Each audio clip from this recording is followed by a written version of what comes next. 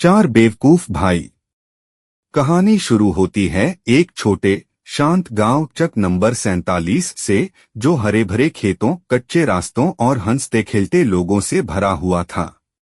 लेकिन इस गांव में सबसे ज्यादा चर्चा थी चार भाइयों की, पप्पू, भोलू, टिल्लू और गप्पू। ये चारों सगे भाई थे। लेकिन अगर कोई कहता कि ये चारों एक जैसे समझदार हैं, तो गांव वाले हंस के लोटपोट हो जाते।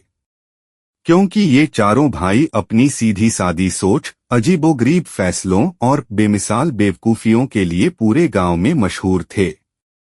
पहला कारनामा, पेड़ से मुर्गी उतारना। एक दिन गांव के चौधरी की मुर्गी उड़कर एक पेड़ पर जा बैठी। चौधरी ने ऐलान किया, जो कोई मेरी मुर्गी सही सलामत नीचे ले आएगा, उसे 5 रुपए इनाम दूंगा। अब 5 रुपए सुनते ही चारों भाइयों के कान खड़े हो गए। पप्पू बोला, यारो 5 रुपए में तो 2 समोसे आ जाएंगे। भोलू बोला, और एक लस्सी भी।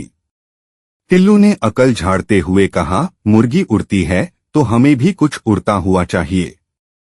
गप्पू तुरंत बोला, हम चारों तो उड़ नहीं सकते, लेकिन चप्पल तो उड़ सकती है। और फिर क्या था, चारों भाइयों ने पेड़ की ओर चप्पलें बरसाना शुरू कर दी ताकि मुर्गी डर के मारे नीचे आ जाए। मुर्गी सच में डर गई और नीचे उतर आई, लेकिन सीधे गप्पू के सिर पर बैठ गई। गप्पू खुशी से बोला, मुर्गी ने मुझे चुना है, अब मैं मुर्गी का राजा हूँ। चौधरी ने अफसोस से सिर हिलाते हुए 5 रुपए देने से मना कर दिया, क्योंकि मुर्गी डर गई थी, थोड़ा घायल भी हो गई और आधी चप्पलें पेड़ पर ही अटक गईं।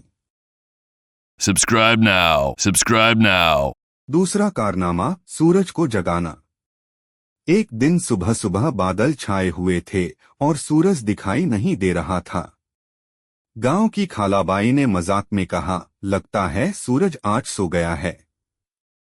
ये सुनकर टिल्लू गंभीर हो गया। उसने बाकी भाइयों से कहा, अगर सूरज नहीं निकला तो फसलें बर्बाद हो जाएंगी। पप्पू ने सुझाव दिया, चलो सूरज को जगाने चलते हैं।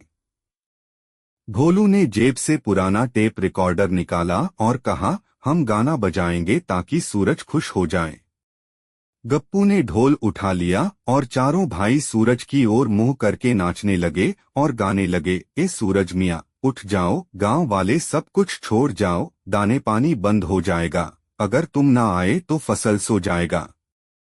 ये नजारा देखकर पूरा गांव हंसते हंसते पागल हो गया। और जब थोड़ी देर बाद सूरज बादलों के पीछे से झांका, तो भाइयों ने एक दूसरे को गले लगाकर कहा, हम सफल हो गए, हमने सूरज को जगा दिया। तीसरा कारनामा, अक्ल का खेल। एक दिन गांव के स्कूल में अक्लमंदी का मुकाबला हुआ। सभी बच्चों से सवाल पूछे गए। आखिर में जब इन चार भाइयों की बारी आई, तो मास्टर जी ने पूछा, अगर तुम्हारे पास 3 सेब हैं और 2 दोस्तों को दे दो तो तुम्हारे पास कितने बचेंगे? पप्पू बोला, 1। भोलू बोला, नहीं, 4। टिल्लू बोला, 2 सेब, 2 दोस्त और 1 मास्टर जी, सबको बराबर बांट दो। गप्पू बोला, हम सब मिलकर मुरब्बा बना लेते हैं, तो गिनती की जरूरत ही नहीं। मास्टर जी ने अपना सिर पकड़ लिया और प्रिंसिपल ने कहा, इनको इनाम दो, लेकिन अक्ल का नहीं, हंसी का। और इस तरह इन भाइयों को गांव के सबसे अनोखे दिमाग का खिताब मिल गया।